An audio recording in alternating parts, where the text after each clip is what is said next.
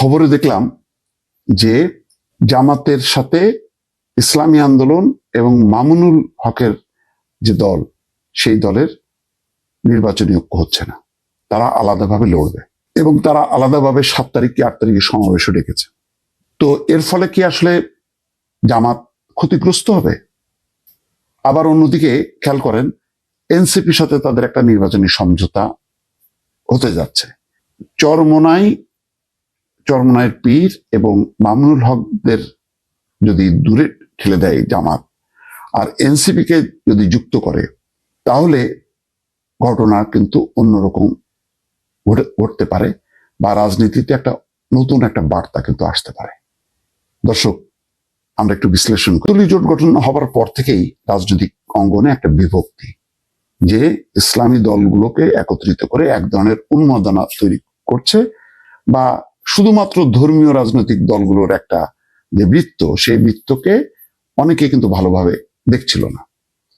বলা হচ্ছিল এরা আবার সেই চরমপন্থা, উগ্রপন্থা, জঙ্গি পন্থা সেগুলো রাজনীতিতে নিয়ে আসবে এবং একটা অস্থিরতা তৈরি হবে এবং আন্তর্জাতিক মহল ভালোভাবে দেখবে না, আর ভারত আরো শঙ্কিত হয়ে যাবে এবং সম্পর্কের আরো অবনতি ঘটবে। এরকম আলোচনা যখন চলছে, তখন নির্বাচন আসতে আসতে পরিস্থিতি কিন্তু পাল্টাতে থাকছে।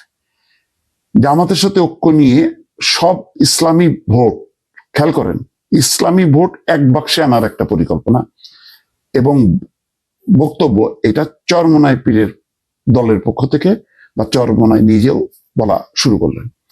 এবং চরমোনাইয়ের সাথে ঐক্যের জন্য জামাতের আমির বরিশালে তার সাথে বৈঠকও করলেন। তখন কিন্তু পুরো বিষয়টা অন্যরকম হয়ে গেল, যে অন্য একটা বলয় তৈরি হচ্ছে।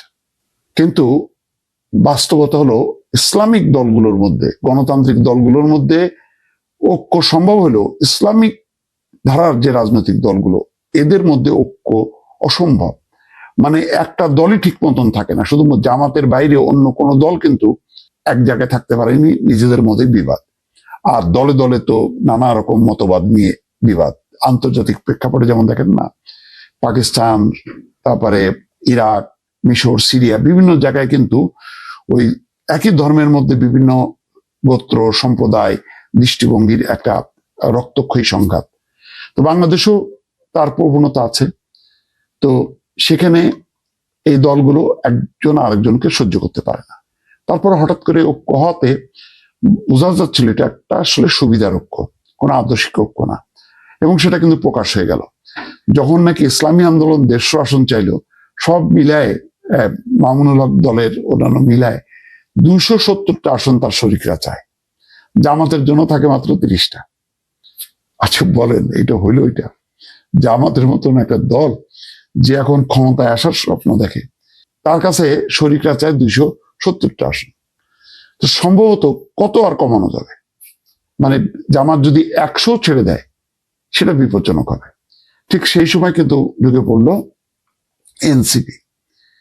এনসিপি আসাতে একটা সাপে বর হয়ে গেল জামাতের জন্য।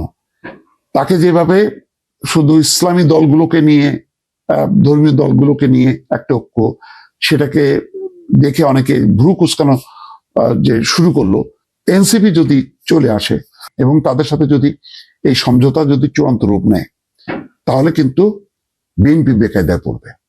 তখন আর বলা যাবে না যে এটা ইসলামী জোট, তখন তারা বলবে ইসলামী মূল্যবোধ গণতান্ত্রিক জোট, যেটা বিএনপি আগে জামাতকে নিয়ে বলতো। সেই বলাটা কিন্তু জামাত বলতে পারবে এনসিপি কে সাথে নিয়ে।